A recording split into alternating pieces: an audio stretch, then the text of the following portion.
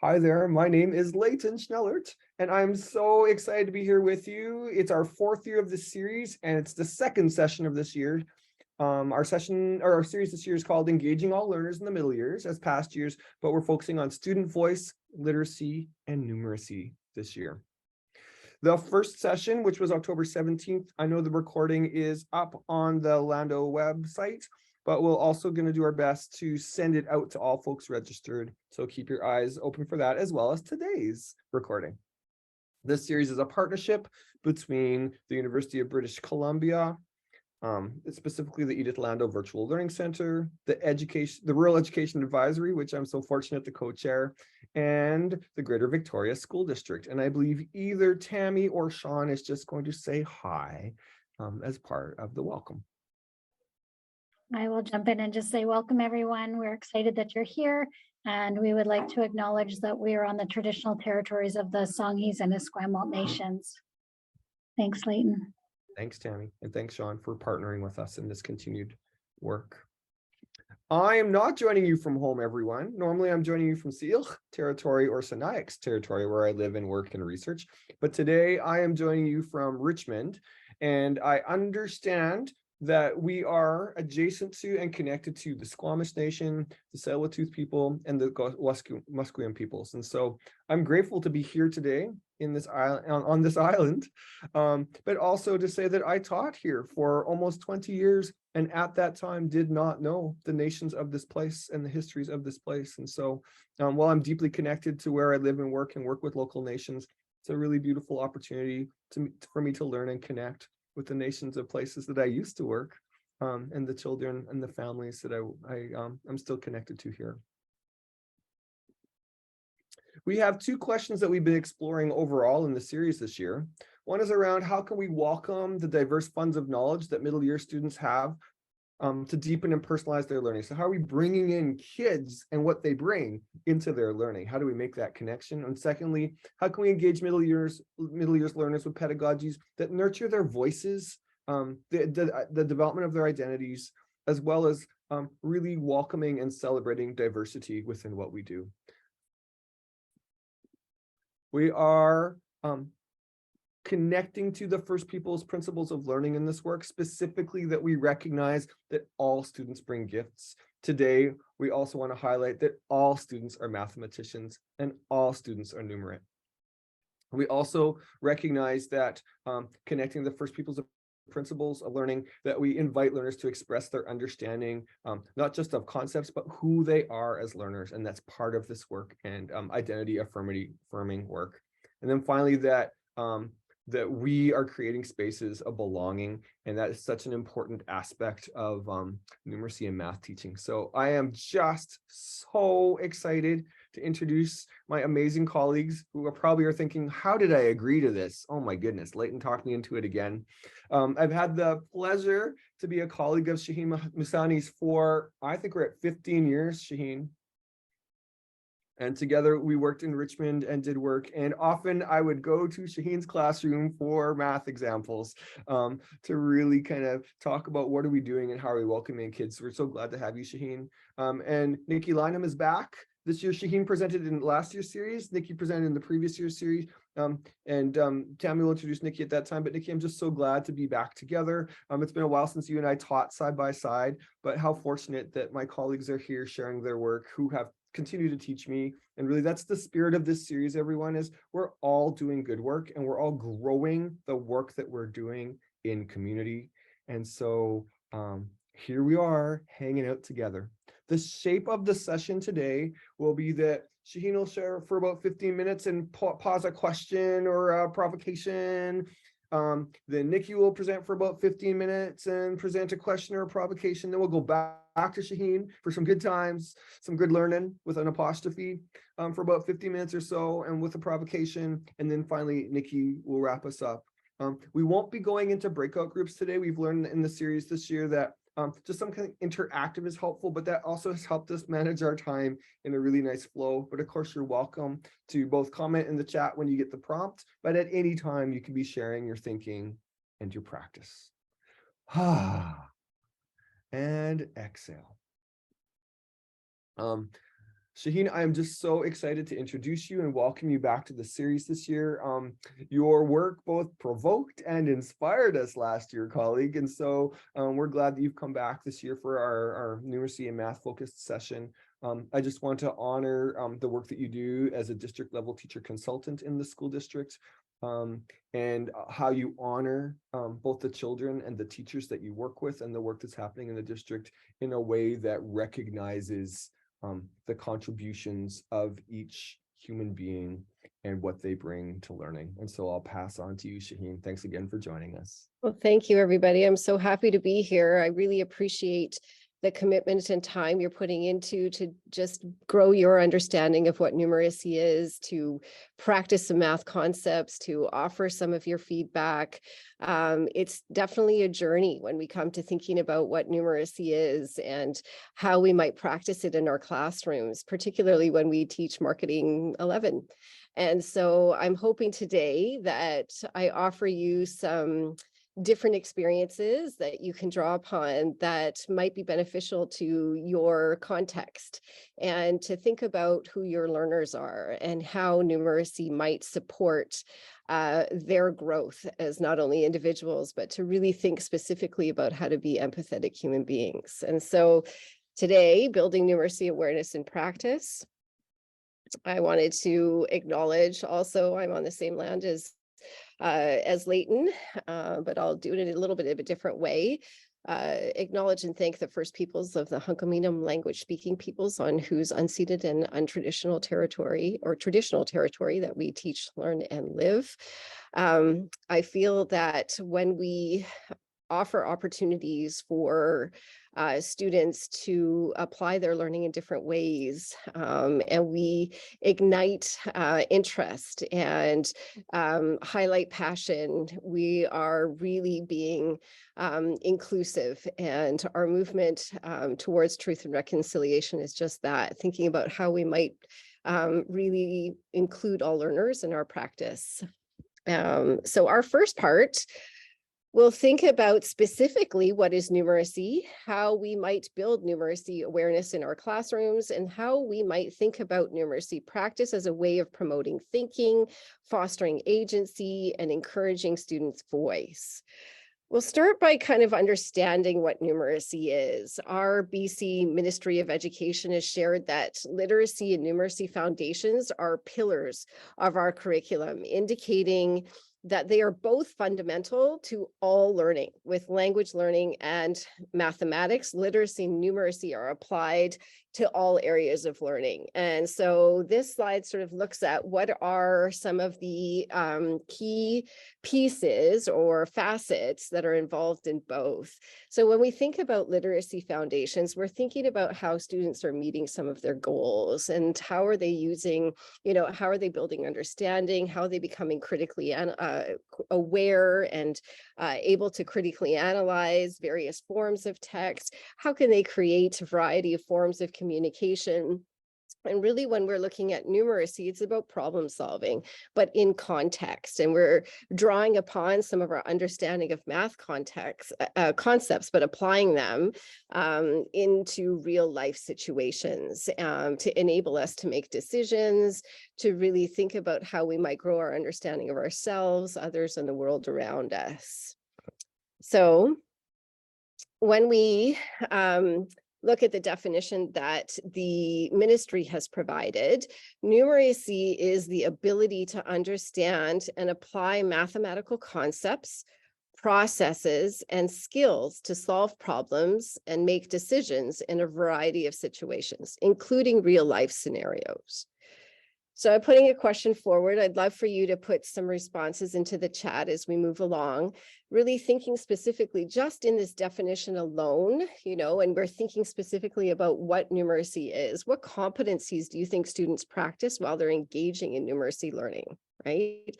And then further to that, we'll look more at this as we go through our time together, but how might we scaffold some of this practice, within our own classroom? So in the chat, what are some of the key competencies that are jumping out at you just in this definition, right? So we can see that the ability to understand, application of information, applying math concepts, using processes, drawing upon strategies, building skills to solve problems, making decisions, which requires us to really understand particular contexts in real life. And further to that, when we think about kids being involved in problem-solving situations, you really can see that some of the habits of the mind come alive, right? How do I persevere when I come across a situation that is challenging?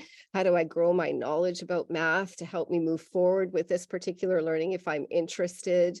All those kinds of things also come alive when we integrate numeracy into our practice.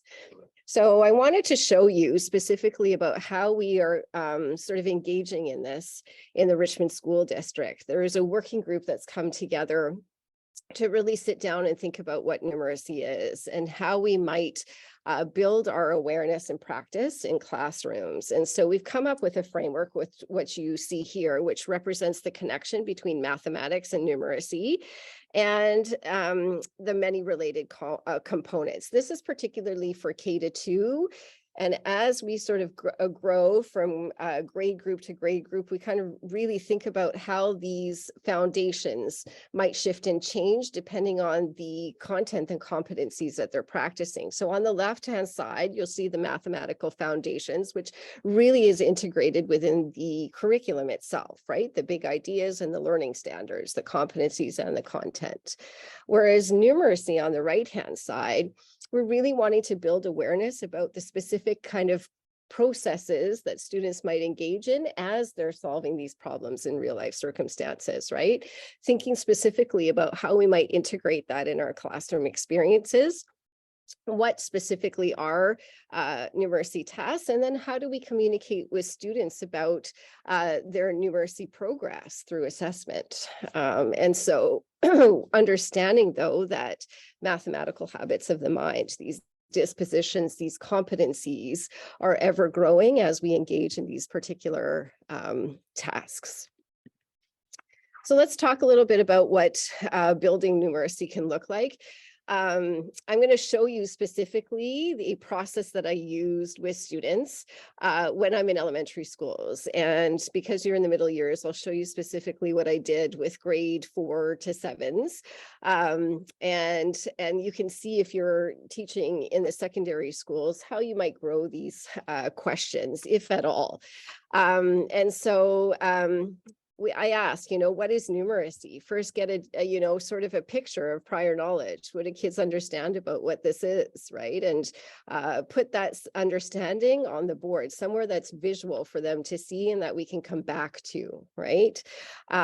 We talk about a little bit about how the work that we're going to do with numeracy is going to be very collaborative most of the time. And that process of learning, unlearning, and building awareness at the same time as problem solving is so critical when we can bounce ideas off of each other, when we actually are practicing a lot of our communication core competency. And so I talk about this and give them a prompt prior to engaging in anything so that they recognize that they need to keep these competencies in mind when they're having conversations and coming up with, a collaborative means of finding a solution, right? We're working towards the same goal, but we also have to practice some of our teamwork skills, right? And so we talk about, sharing how have you used math today so far. People talk a little bit about how many times they brushed particular areas of their teeth, or if they told time, or sometimes it's kind of, around distance and things like that. But then I kind of further their learning and think about how is it that we use math to make important decisions. And so to co-construct a definition for numeracy, I start a process like this, right? On the left-hand side is an image. And I start by asking them what is represented in that image and how they think math was used in that situation and why. But what we really want to know is, what did math help us understand and do, right?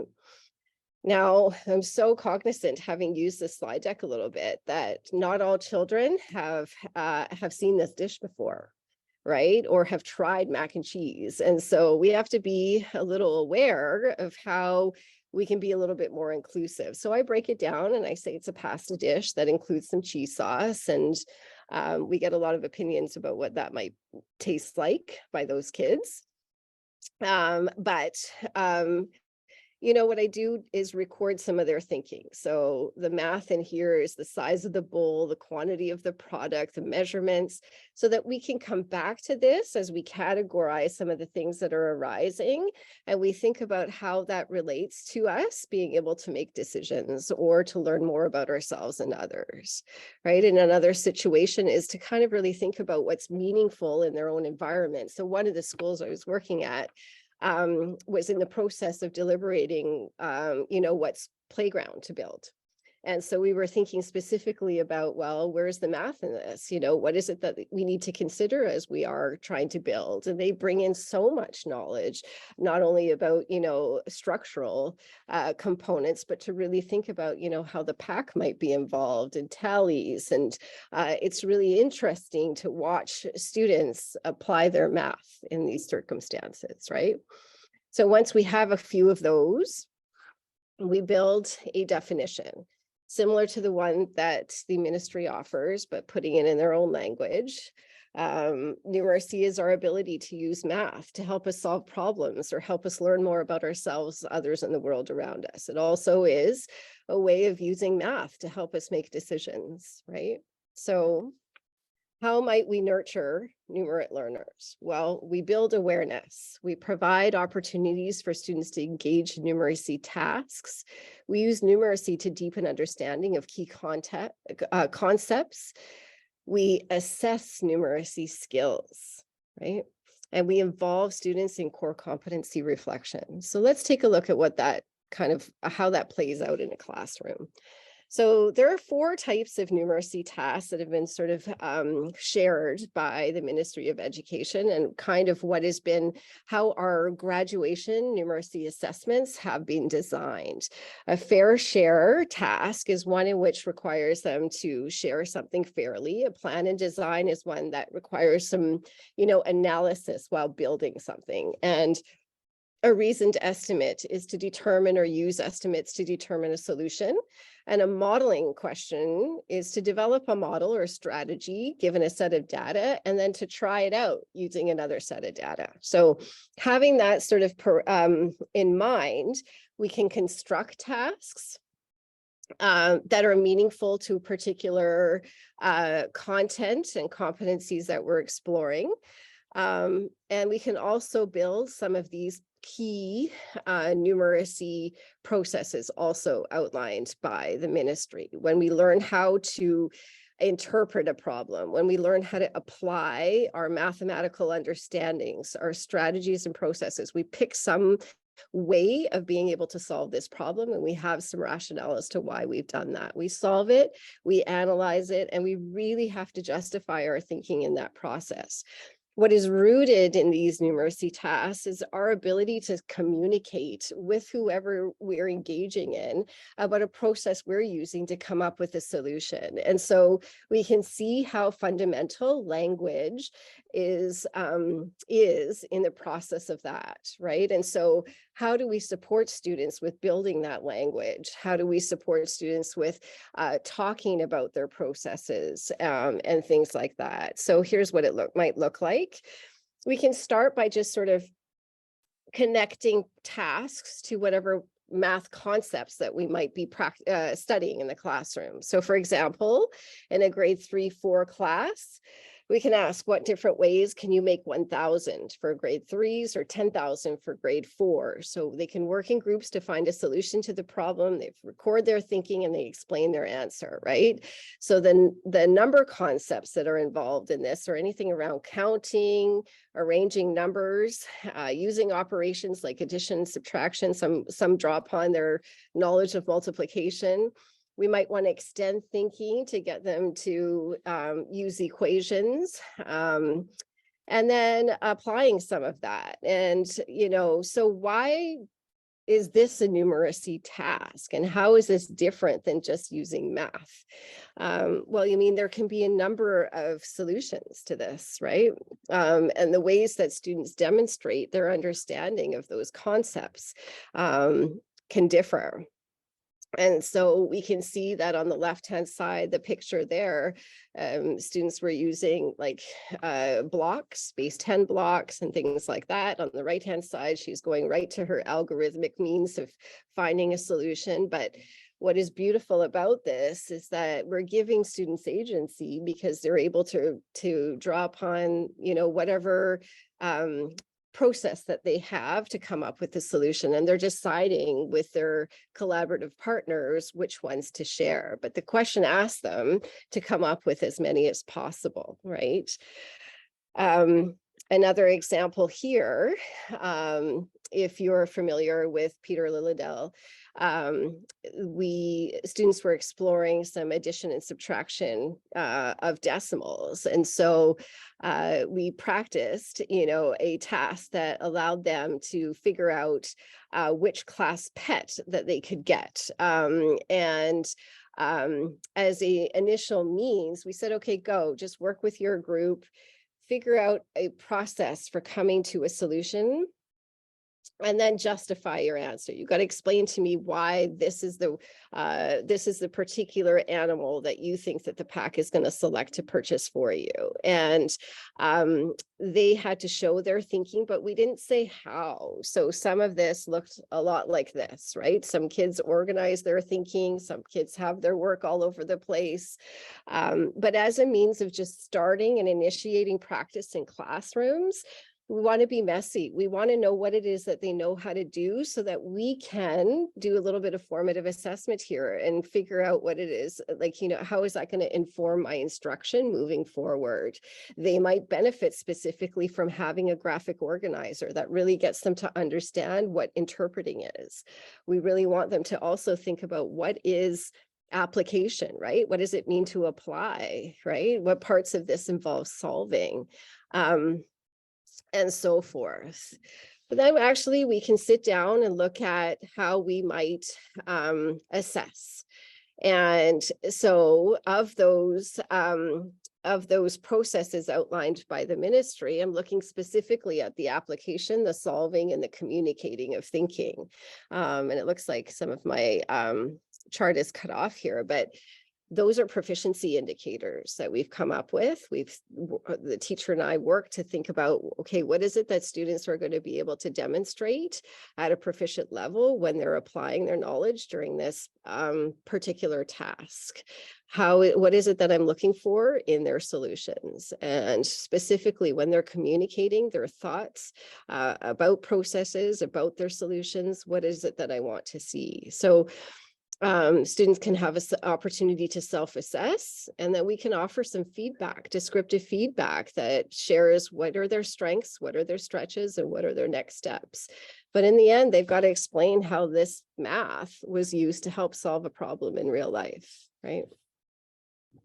So this is the basics of numeracy, of practice that we can get into when we're in a classroom. Here's reflection. How is numeracy important in your own life? And how might you build numeracy practice into your instruction? So in the chat, if you have moments, if you're not driving and tuning in at other places, it'd be lovely to hear from you. How is numeracy important in your own life? How might you build numeracy practice into your instruction?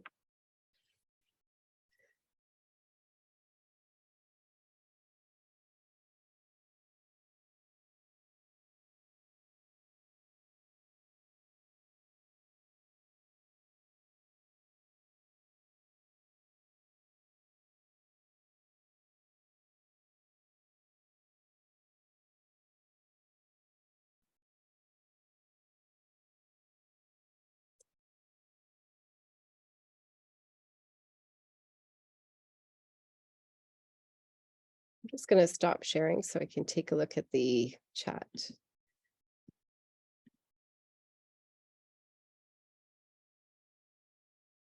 Numeracy is everywhere. I love that. In home renos, absolutely budgeting. I could learn a thing or two from that. and all those things. It's everywhere. Estimation skills. Right? Angela says, I really like the simple integration of how have you used math today, right?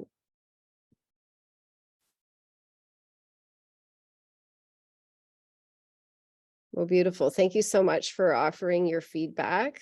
I'm cognizant of time. Would love to hear from Nikki. Thank you so much. I think I'll jump in, Leighton, and I am very excited to introduce Nikki Lynham. Nikki is an amazing educator. She's the co-founder of Educating Now, a PhD candidate studying culturally responsive math pedagogy. She is super passionate about making math and numeracy accessible for everyone. And I know she's my go-to to support us here in the district. We're super happy that she's close and can pop in and do some work with us. So welcome, Nikki. HKCM Tammy. It's Squeechel. Ait Quinanas Quinana CM Asadiki. So good day. Nice to see you, honorable ones. My name is Nikki. That was me butchering the beautiful language of Senchothan, which is the language of the lands on which I live. Senchothan and Lekwungen share about 95% of their lexicon, and I do live on the shared territories of Lekwungen speaking peoples and Wasanich peoples.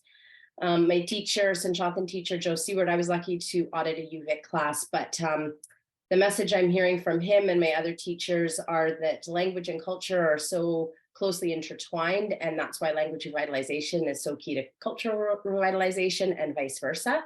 So it's an invitation to learn a greeting, perhaps, or to say thank you in the language on the lands where you're from. First Voices is also an app if you don't have the accessibility to learn the language through a more formal course.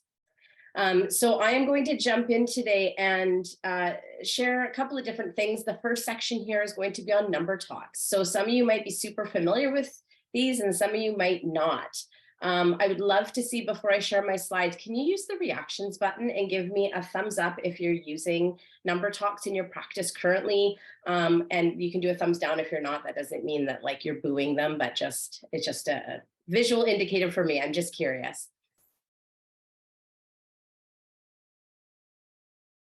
All right, so we got a good mix, some yes, some no. So hopefully those that are familiar, you might, pick up something new. Hopefully it adds to your practice. And those that are not familiar with them, I feel like number talks are such a game changer. They are a huge leverage point, and I really truly believe they ought to be used all the way through the grade levels. And sometimes people are using them in the elementary school, but not beyond. So, and one of the things, tying into what Shaheen was just saying is they help to develop the math foundational skills that students need in order to apply their math skills for numeracy. Number talks are also a part of culturally responsive pedagogy. They are a part of how we center student voices and student experiences. They also do a beautiful job building community. So that they're so much more than a mathematical routine. To me, they are this whole equity pedagogy piece. So I wanted to show you a picture of the book that I highly recommend as a resource for the middle years. It is aimed at grades 4 through 10. And it's the one by Kathy Humphreys and Ruth Parker. They've been doing this work for decades. They are masters, and it's a beautifully written, easily accessible book. So just in a brief, I'm giving you the fast and furious version of number talks. I could spend like hours on this. So essentially what they are is they are a daily routine. Okay, so the research shows if they're not done at least 3 times a week, then they're not all that effective. So it's a 5 to 15 minute practice. And again, I know sometimes you, high school folks, your time is crunched. You don't have all day with the students like some of the elementary school folks. It is worth every minute you spend. I promise you, I've seen it in all contexts, and it's always been super beneficial. If you do have your students all day, I invite you not to do this as part of your math class, but to do it as part of a transition. It's like a little bonus math, which I always think the more we can like sneak some bonus numeracy in, the better. So they are a focus on computations with strategies. So we're moving away from just rote memorizing with the idea that students do come to memorize, or at least are automatic in their ability to use strategies. But the strategies do so much more than just rote memorizing, because they help us to develop algebraic thinking skills. They also help us to recall facts when we forget them, because we know that those neural pathways can go extinct if we don't use them often enough.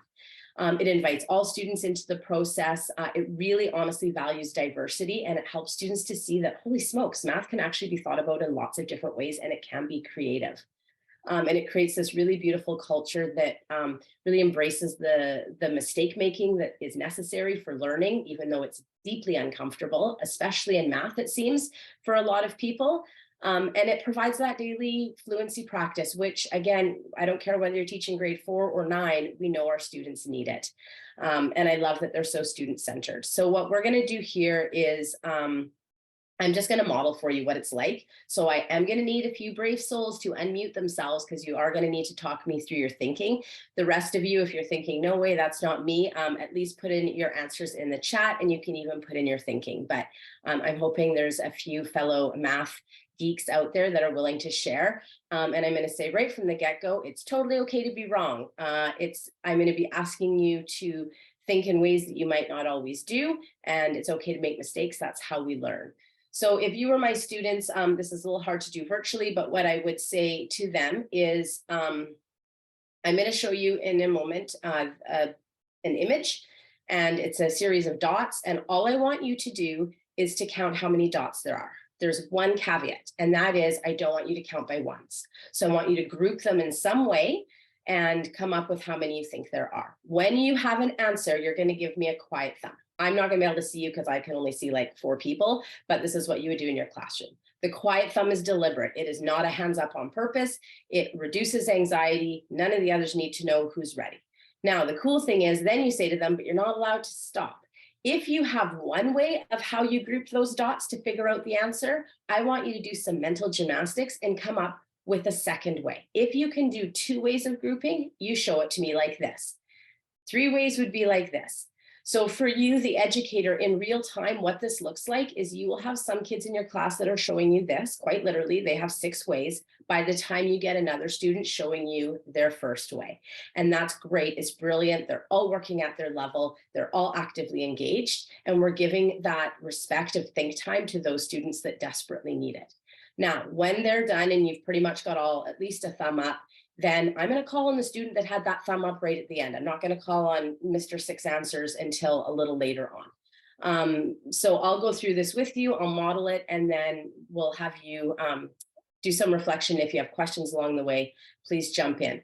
After we do dot cards, the process changes a little bit. I'm going to walk you through that. We start with dot cards for all grades.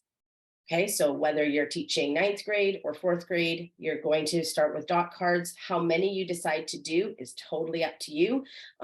Students that have, if you have a lot of math anxiety in your class, you might want to do several examples of the dot cards. They love doing it, so they'll have no problem continuing with that. Okay, friends, here we go. So I'm going to show you. Do not put in your answer and press enter yet. Put it in, but don't press enter because we want to give think time to all of our colleagues. So how many dots are there? And I'm going to ask you the follow-up question afterwards of how did you see them or how did you count them? And while you're thinking and putting it in your chat, I'm going to switch over to my other camera.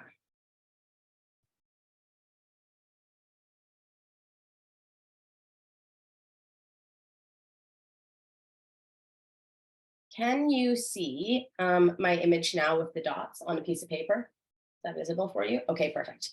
So this is what it would look like if you were my students. I would ask, how many dots do you see? So I'm going to ask someone to unmute because I'm not going to try to manage a chat. So someone unmute.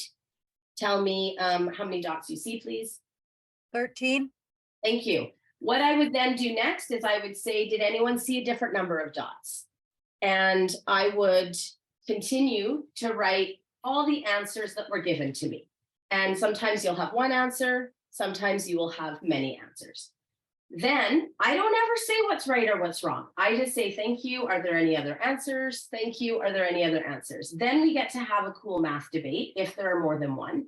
And students get to prove how many they think there are. So can someone jump in, unmute, and tell me how you saw them? And I'm going to do my best to scribe what you're saying.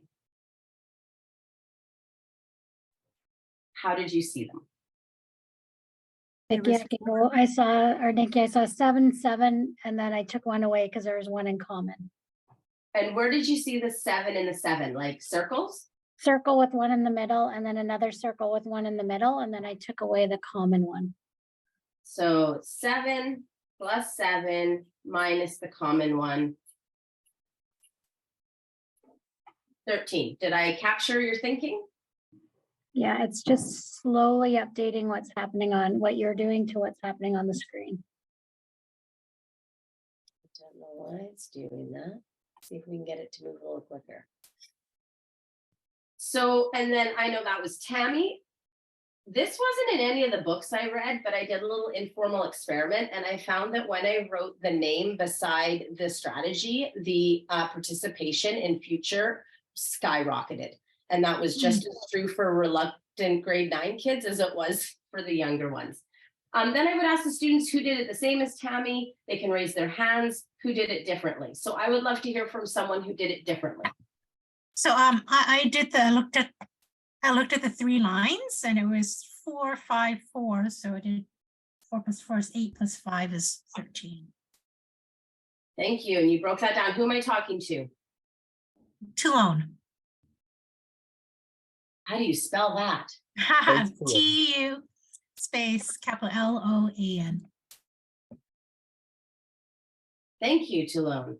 So the way you described it, and I don't know why my thing is not working properly. Maybe it'll catch up here. Man, that's frustrating. Let's see.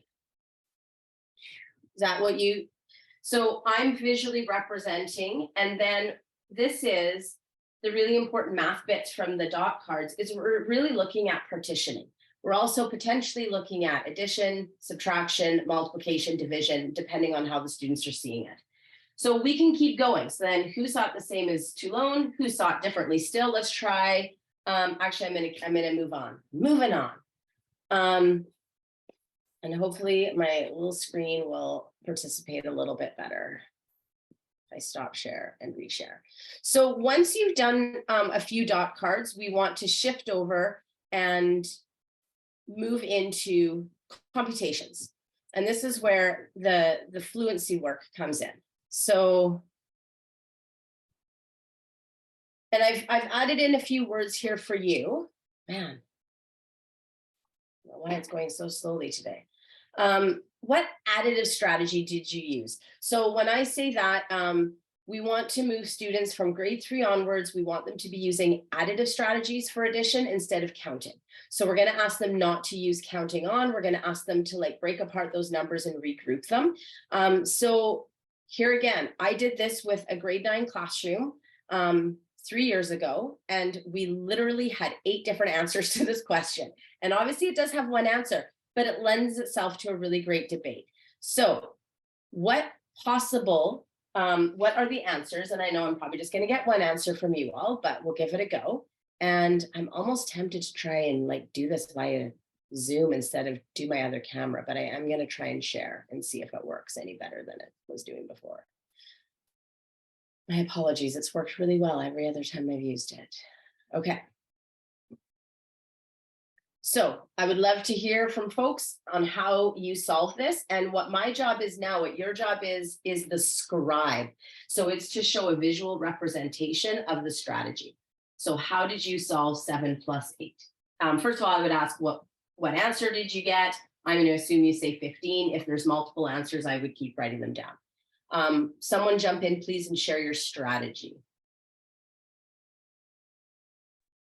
I can share. This is Shannon. Thanks, Shannon. I took 2 away from the 7 and added it to the 8 to make 10.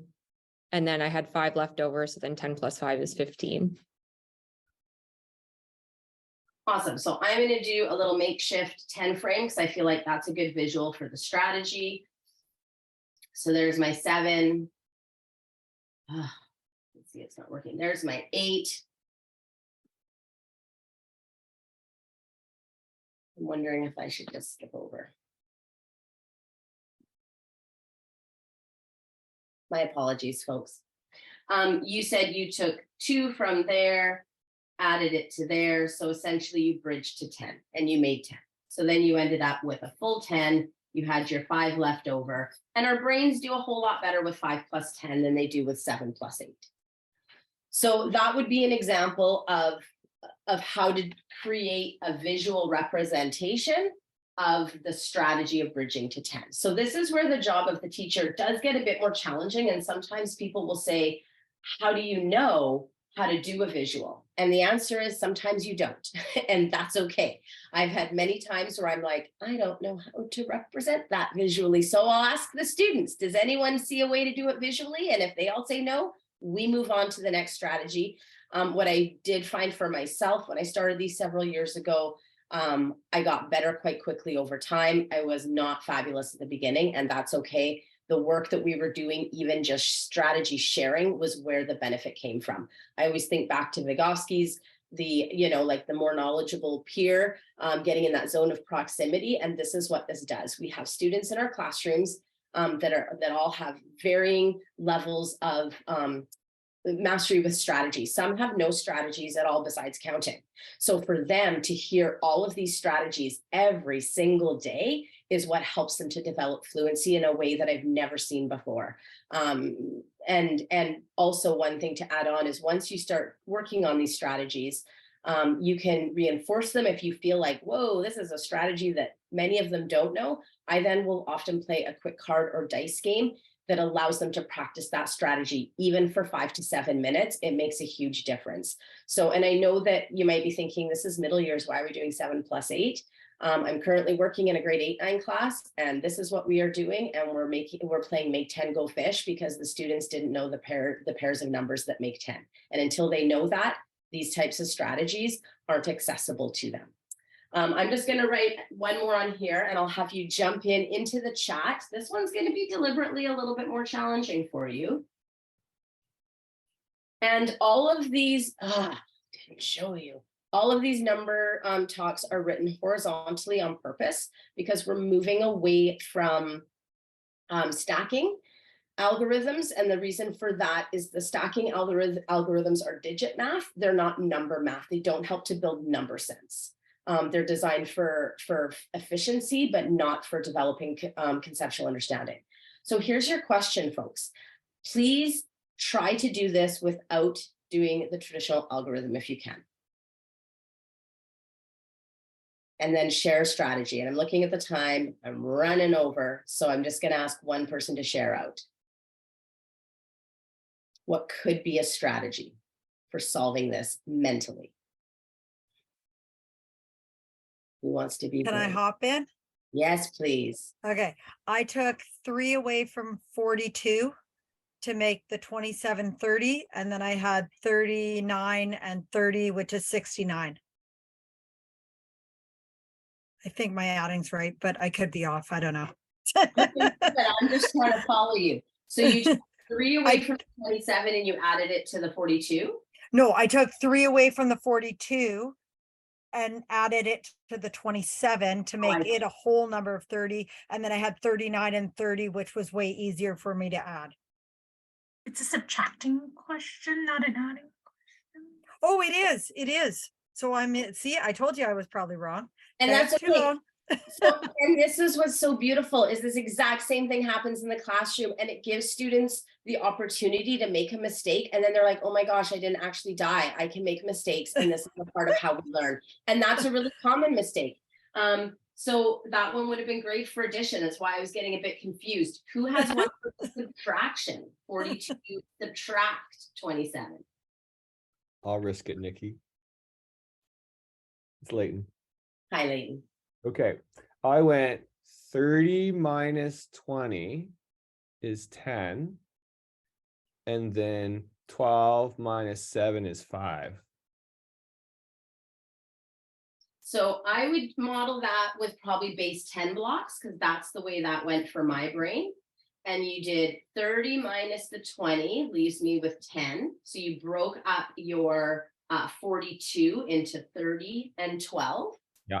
And then you, from your 12, you took away those two plus half of that. So it left you with 5. Yeah. So you ended up with 15. Yeah. So that would be the visual I chose for that strategy, because to me that makes sense. But that's up to you as the teacher. So that's where these can get a bit tricky. I'm going to stop there. And my question for you in the chat is, what do you notice about number talks, or what do you wonder? Or if you're using them, how are you using them? Share with us your expertise and your strategies.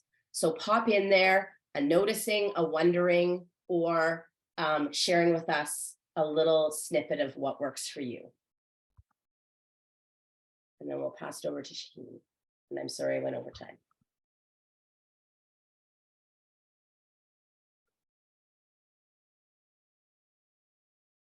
Oh, and I like all these answers in the chat that I'm now finding to see, and you had all sorts of great strategies. Love it.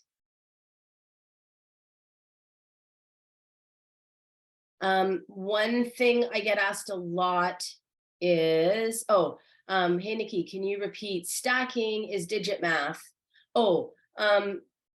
When we do stacking, yeah, it's digit math. When we use these strategies, it's number math, because number has value. So when we do the digits thing, we're removing place value. And the problem with it is kids only work with up to 9. So then we say, hey, estimate 30 times 40. And they're like, what? Because they've never had a chance to do anything bigger than 9 times 9.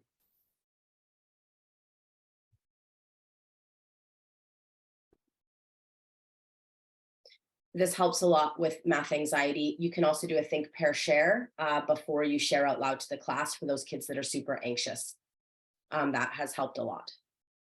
All right, let's jump into our next section.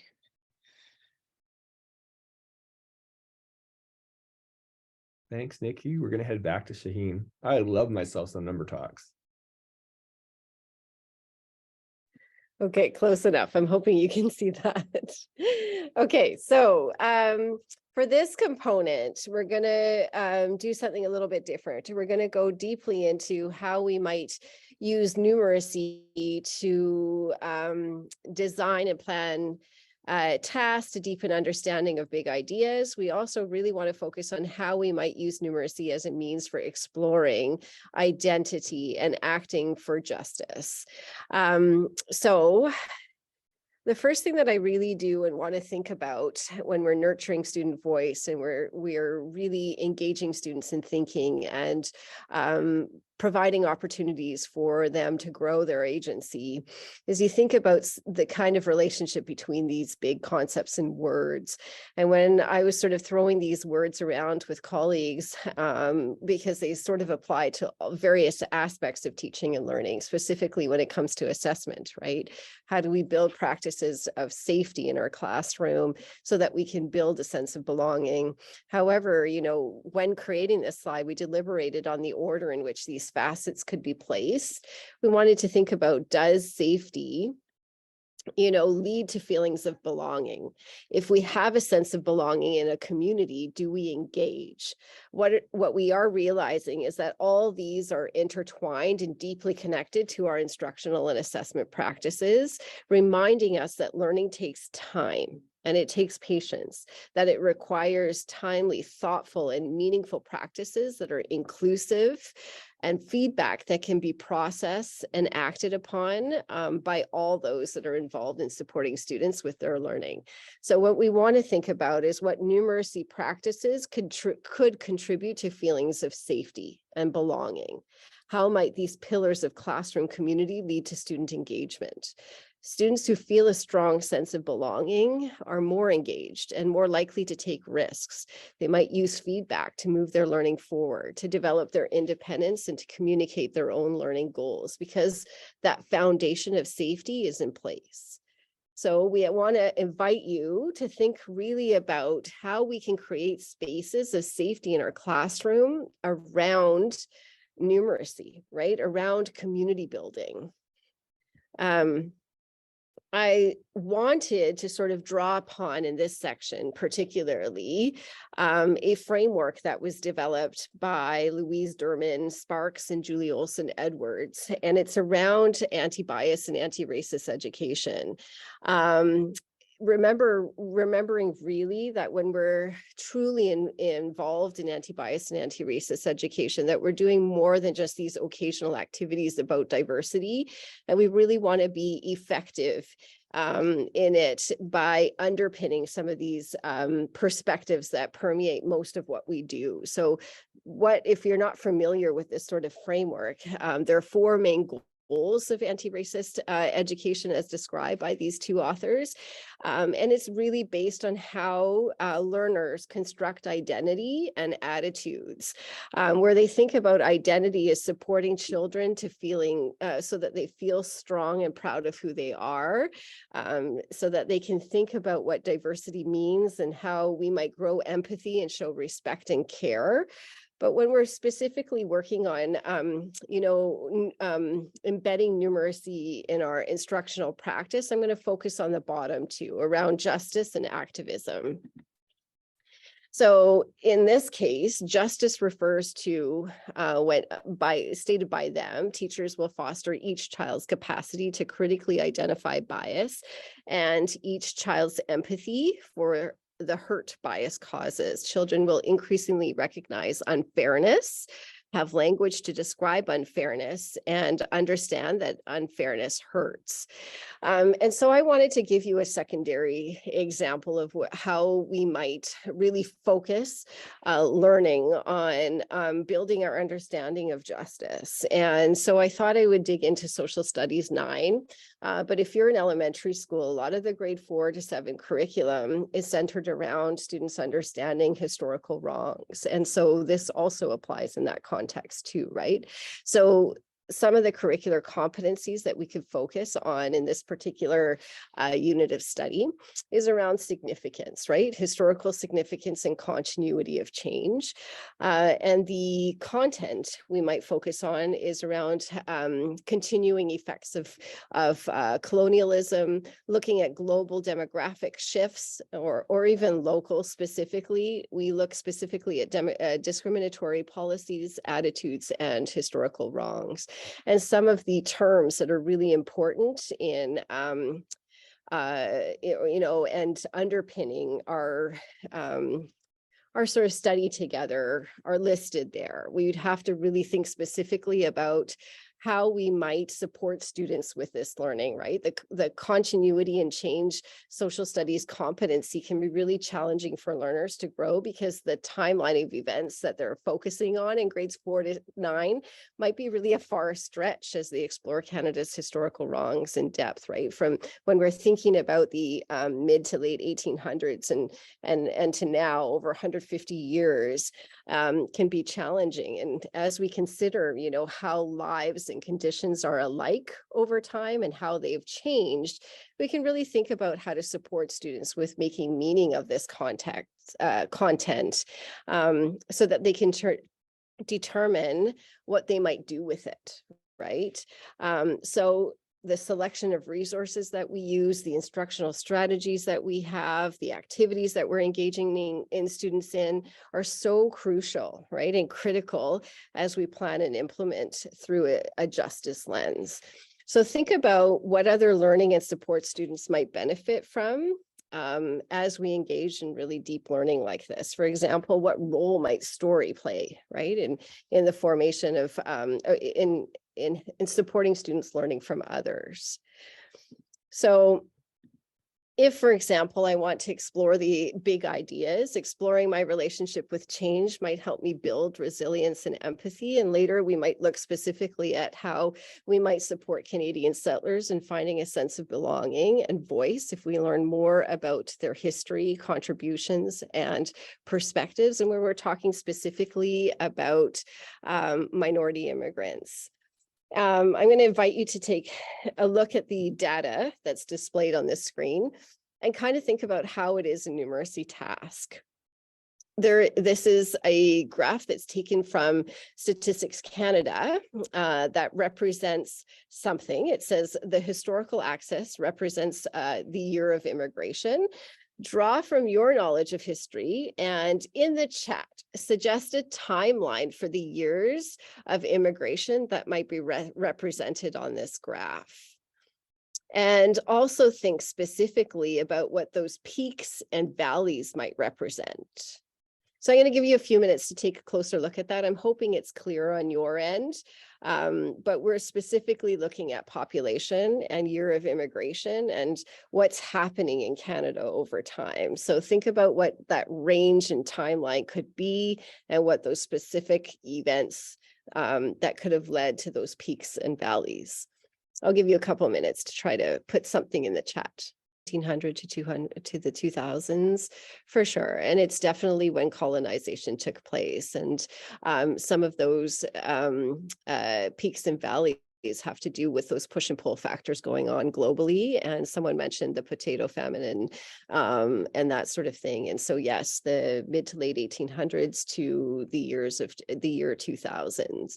And so we really want to think about, in grade 9, how would we support students with being able to analyze this particular graph to help them understand, or pull upon their prior knowledge of push and pull factors to get them thinking along the lines of what change of demographic is looking like in Canada as migration is occurring.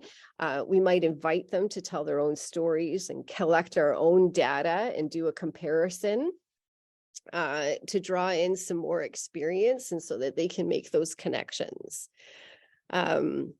I'm going to show a new graph. So there's new census data that's come out.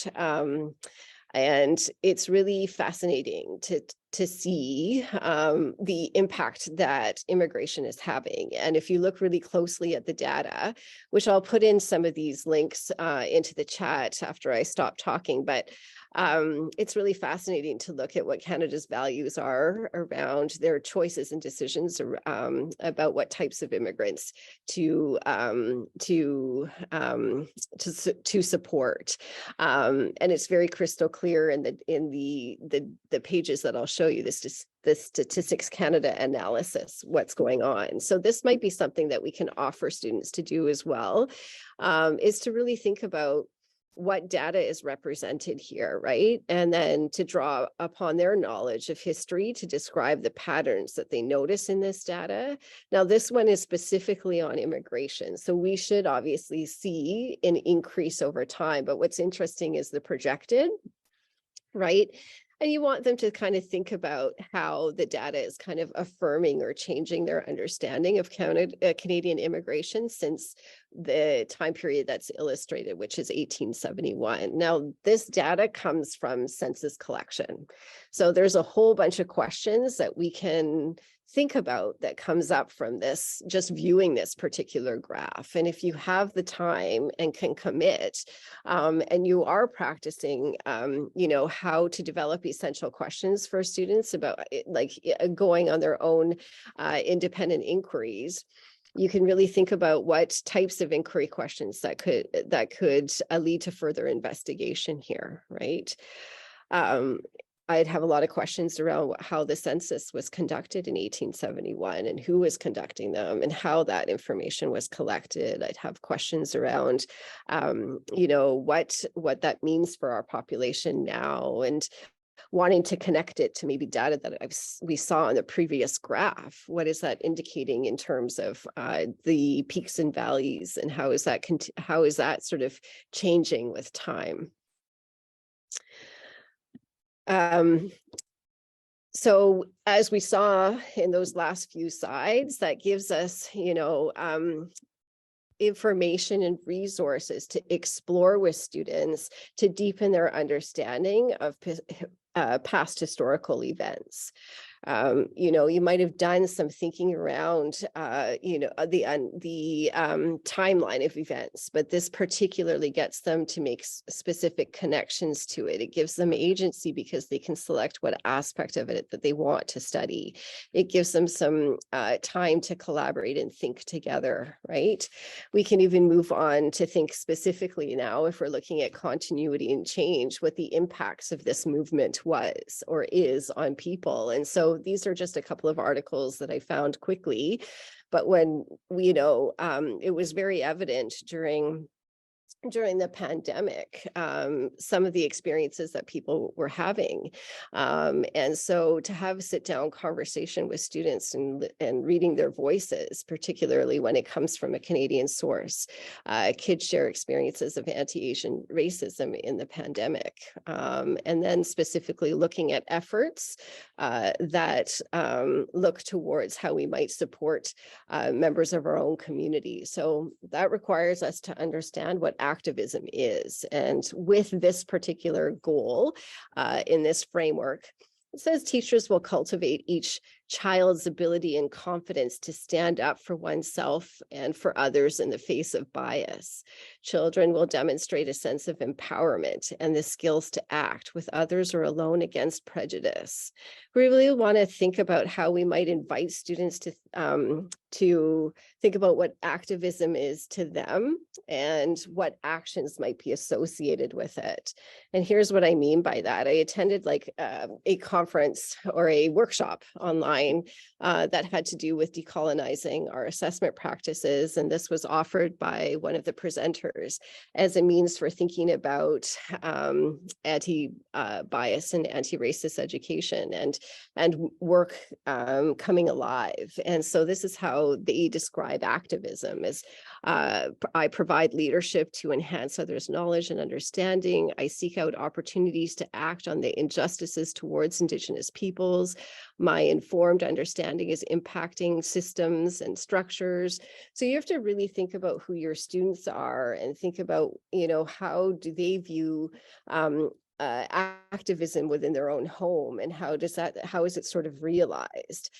So we are critically thinking about what is acceptable for us and what are some of the motions that we can use moving forward. So going back to this slide, really thinking specifically about how does numeracy enable us to really understand deep concepts related to history in our own nation, and what sorts of structures need to be in place in order for us to have those conversations, and what kind of collaborative learning can take place that involves numeracy to help us deepen our understanding of those things.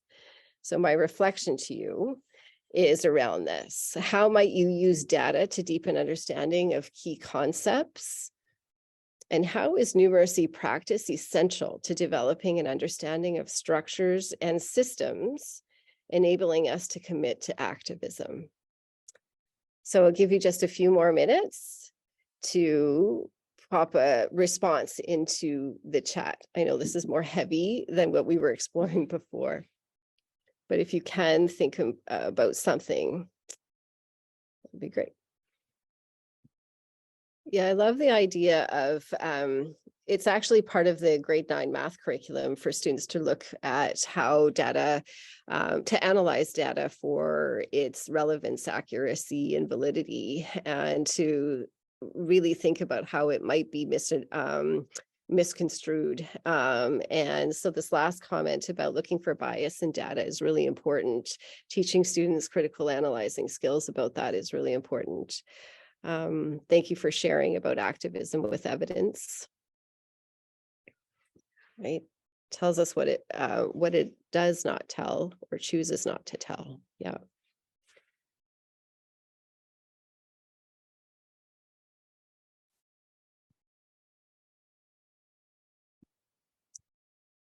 data can be a really powerful starting point for deep conversations around social justice.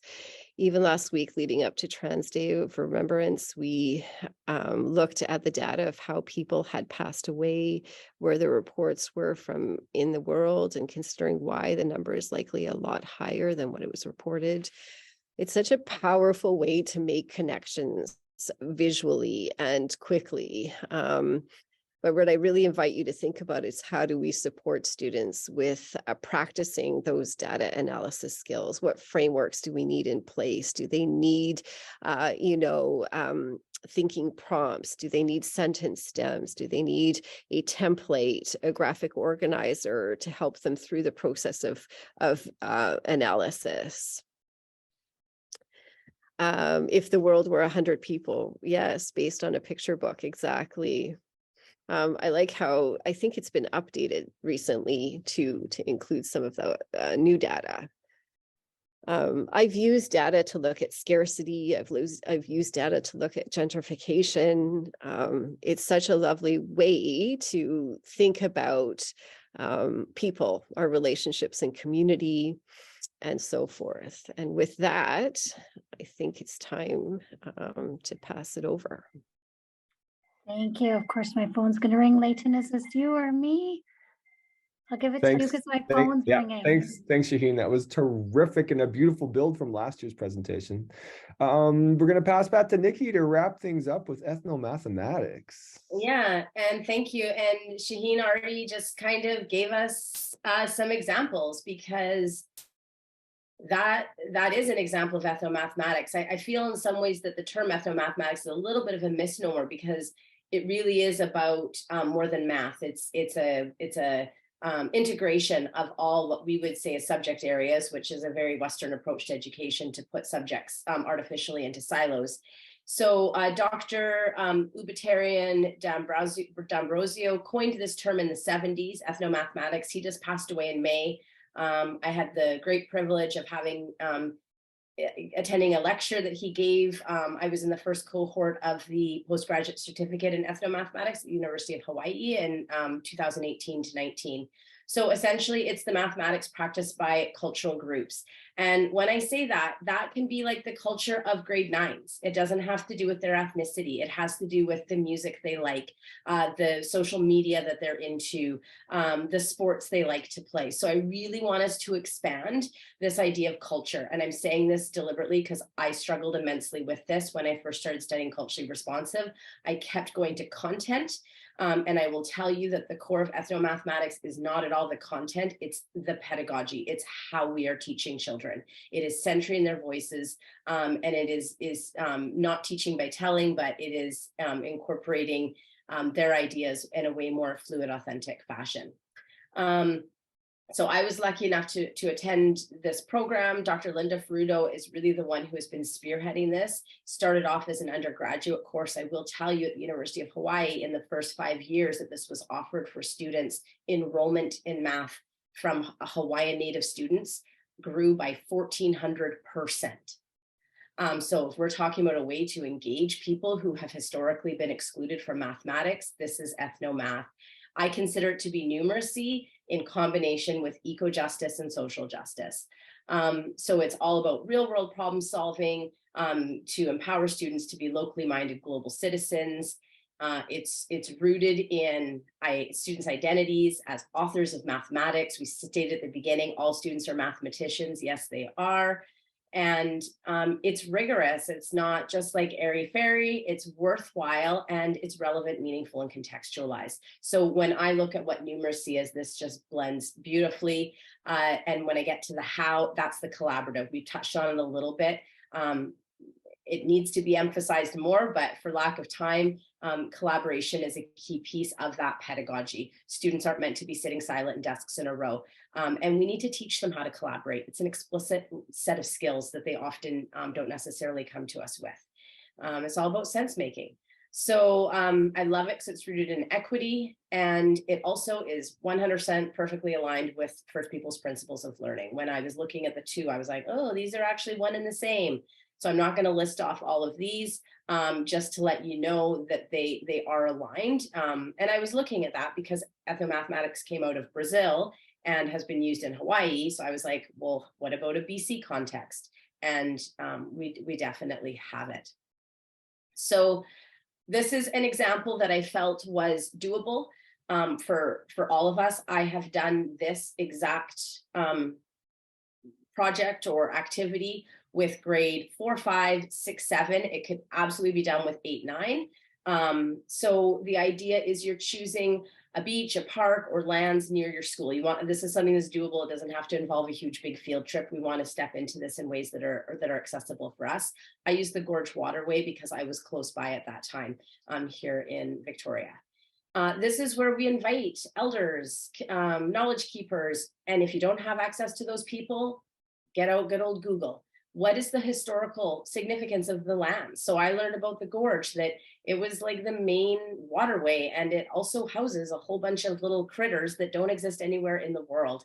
It's the food source. It's a source of medicines. It's a source of materials for making houses and mats and clothing and all sorts of things. So what students are going to be doing is estimating, they're going to be doing sampling. So, but we do it in a very non-sophisticated sort of way. I'm just going to walk you through the connect process and transforming. I was lucky. So there's places like the World Fish Organization, and I reached out and they for free came with a touch tank and had the students able to like these are the real critters. And so they got to know who's living in this waterway, because once they met those little critters, they were a whole lot more invested in how do we keep this waterway healthy for these for the animals living within it. So we looked at what's the historical importance of this waterway, what's the contemporary significance of it, who's using it, why are they important, how have they been altered, and reach out to folks in your community to help you with that. So that's the connecting piece, and we're not just connecting to their learning and what they already know, but also to the lands or the waters themselves. We then looked at how to use our body to measure 1 meter squares, and we used our arms, we used our legs, and students got to know their bodies in terms of linear measurements. And then we had them mark out meter squares all along the waterway, and they had to count the number of garbage, jot it all down, keep all the data. And then they would engage in service learning, which is a big part of ethnomathematics, and they would pick up that garbage, and you have to do a bunch of safety stuff for it.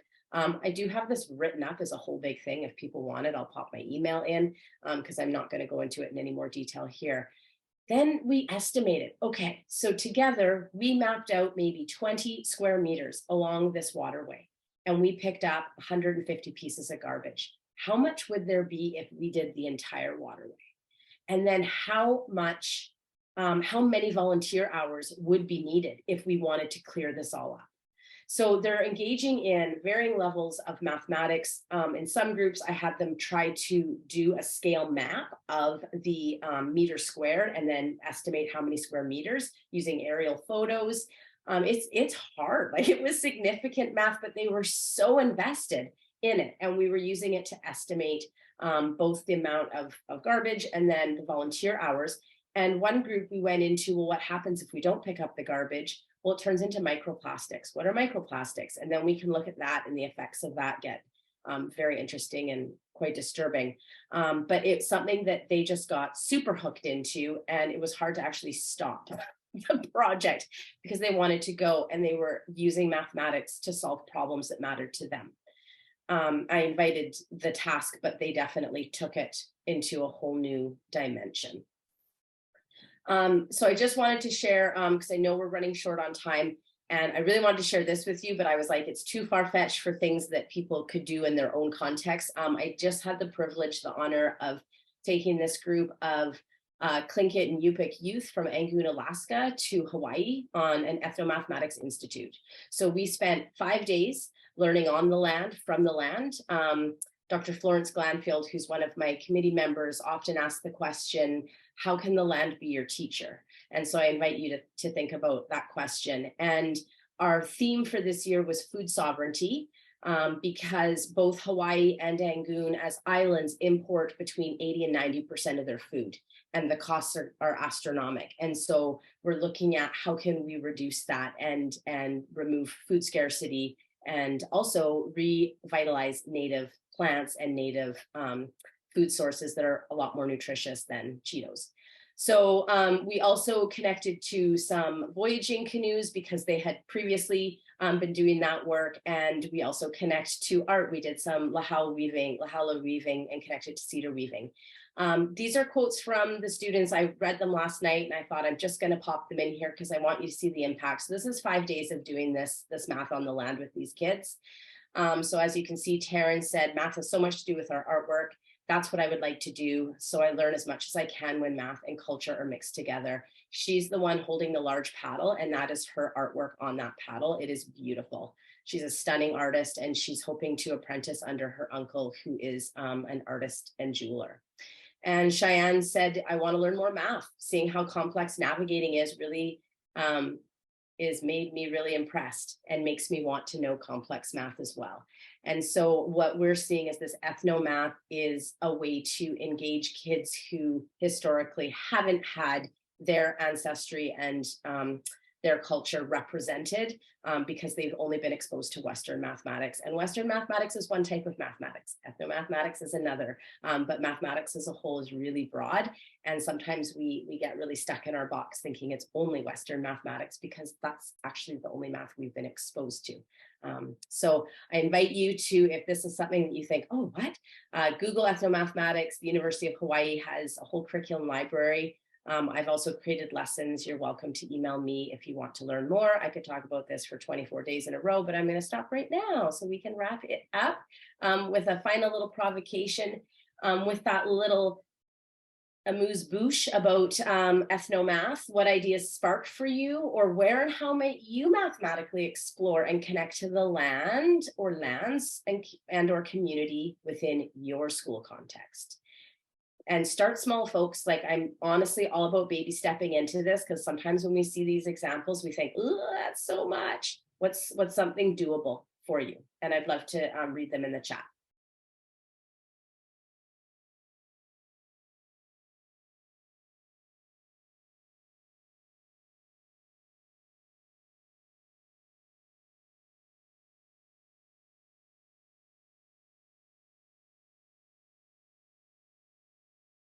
And I'm just going to pop into the chat my email that I check most often.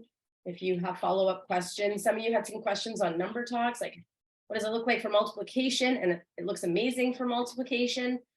So feel free to hit me up. I'm happy to support ongoing.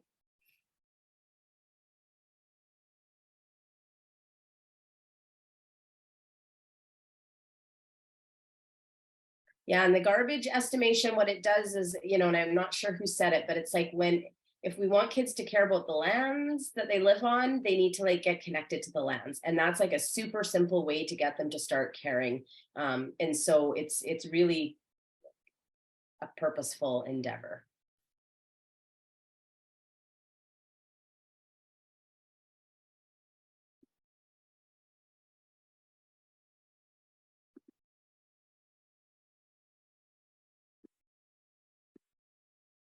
Great. Nikki, thank you so much for sharing the work, giving us this beautiful jumping off point, connecting land, learning, the opportunity to work with community members, to engage in the work. That was me that wrote about the garbage estimation project in the Kootenays in grade 5-6 class, how they adopted an area, and then as they came to understand that place and what was going on, they came to care about that place. And then they moved into like communicating to others what could be done, and if more people got involved, what could that look like? And so there was this it was their math unit, but we went from a group of not super confident grade 5-6 students who were often referred to in the community as struggling with math to students, when we looked at the outcomes, were actually achieving math outcomes beyond their grade level because they became so invested in it, moved forward in that inquiry oriented way. Yeah, and thank you for saying that. These students that we took with us, you know, in the American system with the standardized test, all, you know, they're not fantastic. All of them were able to participate in the mathematics, but they were also seeing it in really embodied, unique ways. Like one student said that mathematics that really clicked for him was when he was on the rope swing. And I was like, what do you mean? But I mean, I knew what he meant because I've been on a rope swing. And he's like, the timing, like it really matters when you're on a rope swing, when you let go, and that's like an embodiment of physics. And so we talk about that, and we often view math as this very cerebral process, and we forget that like the mind is actually attached to a body, and we learn through our motor sensory. And having these kids out on the land and actually planting, like we planted like hundreds of meters of sweet potatoes and things like that, they were able to really embody like even just those measurements. And it was, yeah, it's a fascinating shift away from a textbook worksheet approach to math. And I cannot emphasize enough how impactful and how quickly it can change their motivation to actually want to engage in more textbook and worksheet math, because they see an importance of it all of a sudden. Great. Thanks, Nikki, and thank you, Shaheen. We're just so grateful that you were willing to pull things together for this session, to get us thinking about numeracy, to understand how numeracy connects to mathematics, to really push our thinking away from maybe westernized concepts as math as central, to understand that math is embedded in community, in language, in land, and that when we engage in this kind of work with a justice orientation, as Shaheen talked about, it really can be both empowering, engaging, and motivating, because math is used in real ways, in real places, owned by students as they find their voices as mathematicians in numerate ways. Our final session, we always seem to sneak in a fourth one, but at this point, our final session is on February 13th, everyone, which will have a focus on literacy. We hope you can join us. We'll send out a reminder, but Nikki, Shaheen, and Tammy and I were talking in the planning session about, should there be another numeracy session? So be sure to reach out to tell us if you think that should be true. The chat box is available for such comments. We invite you as we close to share anything you'd like, or to unmute yourself on the mic as we close these last couple minutes. Tammy, I pass the torch back to you. Oh, I just want to say thank you. I'm inspired. All right, friends, get out there and get into the world. Yes, Shannon, I can't wait to see what's going to happen in Fort Nelson. Thanks for sharing earlier. Vicky, I can't wait for the next session. Robin, thank you for that beautiful example earlier. Taya, great to see you. And everyone else who I haven't mentioned, great to see you all too. Thanks, folks. See you next time. Thank you. Bye, Shannon.